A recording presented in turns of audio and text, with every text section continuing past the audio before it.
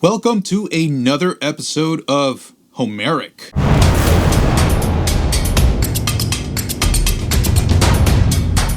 On today's episode, I want to go back a little bit into some of my childhood here and what inspires me. And one of those stories is the famous legend of Sleepy Hollow. For those of you who are familiar with the infamous Headless Horseman, this is something that will strike a little bit home for you, especially if you live in New York, or hence, actually Sleepy Hollow.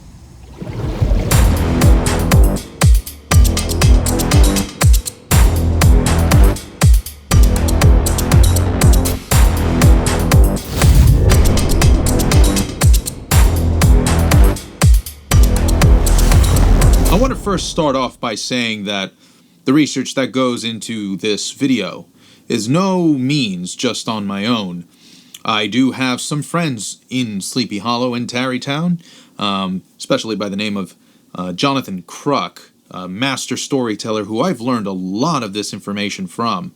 And I want to just point out that fact, and that Jonathan Kruk has a lot of resources. You can check out my interview with Jonathan Kruk on behind the scenes of the makings of Homerik's story. Now that I've got that out of the way, I want to talk a little bit about the legend. Now, the legend states, well, Ichabod Crane, a school teacher who falls in love with a beautiful maiden by the name of Katrina Van Tassel, is, he's scared away by the Headless Horseman, who has been ravaging this town of Sleepy Hollow for quite some time. Katrina doesn't really give in to Ichabod's good intentions of falling in love, so Ichabod is, at one point, never to be seen again after coming face to face with the Headless Horseman. During his efforts to win over Katrina,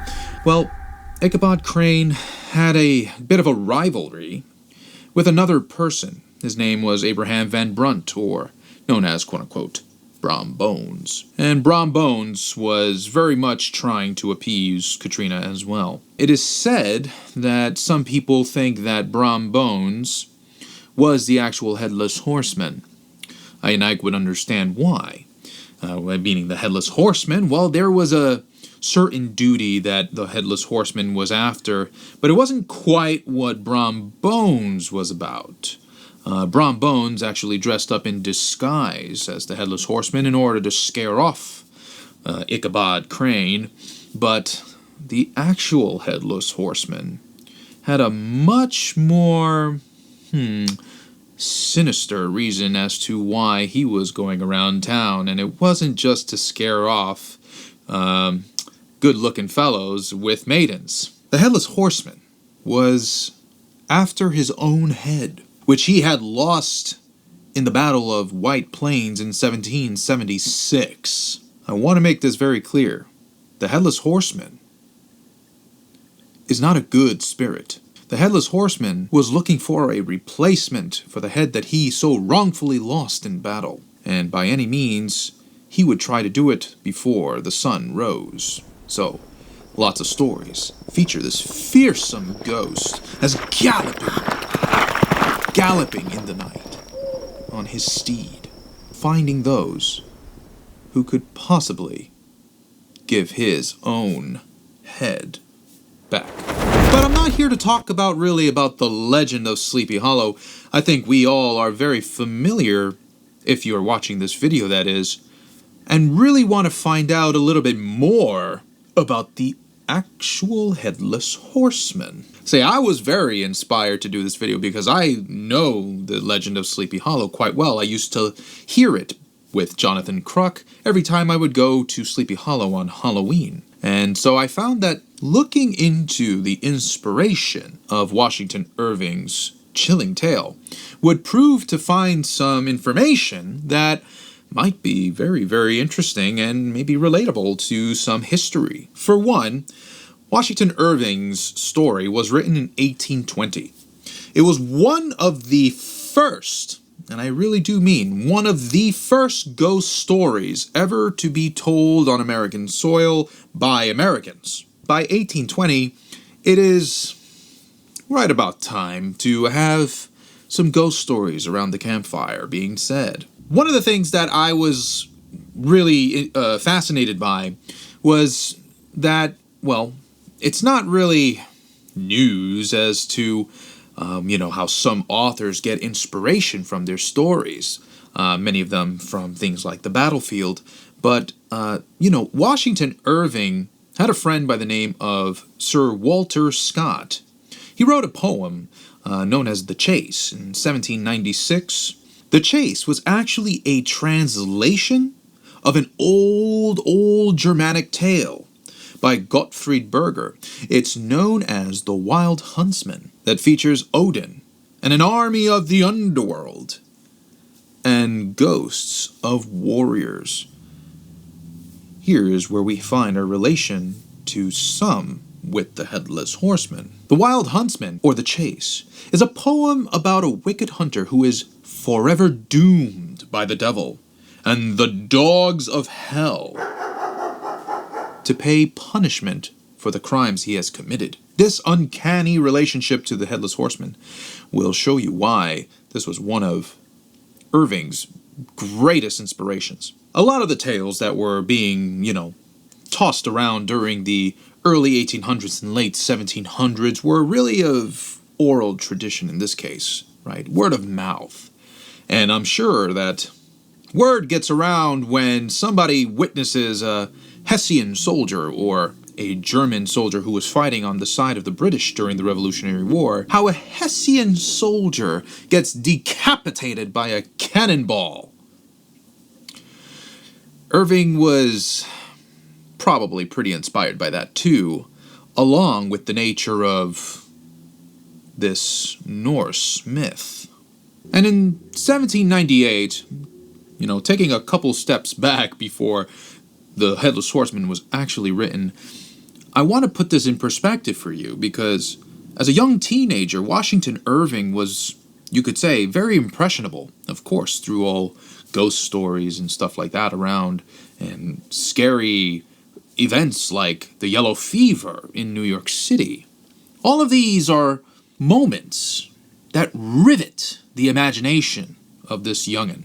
Stories like the Brothers Grimm were stories that were being told during these times to children. And one thing that made things very, very interesting, especially in my opinion, was that Irving, not only did he create a fictional story, but he used a fictional story with this real place. And with some fiction intertwined with that, you almost start to see a blur between what's actually truth and what's actually just myth. Really, really cool. I like that. Props to you, Irving. So why Halloween? Well, other than the fact that Irving was very inspired by a lot of these ghost stories, well, the Battle of White Plains in 1776 took place very close to that day. Almost so close to that day, you might as well have considered it that it was actually Halloween. But who is this Headless Horseman? Because the moment you say that Irving was inspired by somebody, a Hessian soldier, who got his head lopped off due to a cannonball, one must say, well, who was that guy? Because it turns out that body that was found on the battlefield was actually buried in the old Dutch church burial ground, where one section was dedicated to enemy soldiers, still there today. It was buried by locals, a local family in Tarrytown. And in Washington Irving's story, he is mentioned as being buried by locals from the battleground by the old Dutch church in that very cemetery. So, what is the name of this horseman? Well, we're going to get there. Let's just first consider the fact that this supernatural entity is a vengeful entity.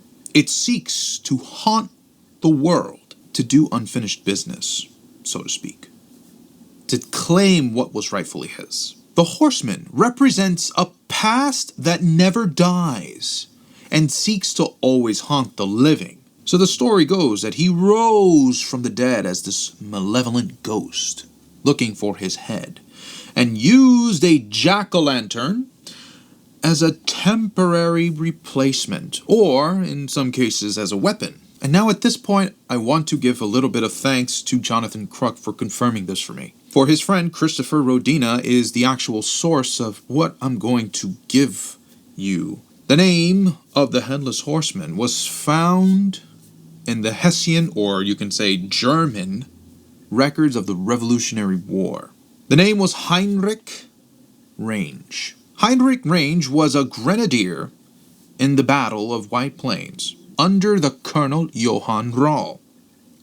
A grenadier in this case was an artilleryman who was operating things like cannons.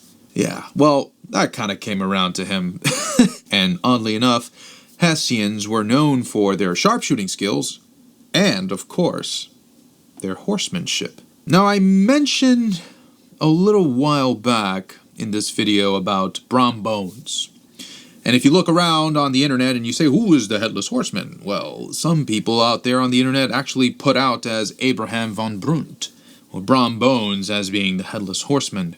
But alas, Abraham was not the Headless Horseman. He was an imposter in disguise to scare poor Ichabod Crane. The real soldier was Homerik Range, a Hessian soldier who fell in the midst of battle, who was buried by that local family in this fictional world of Sleepy Hollow.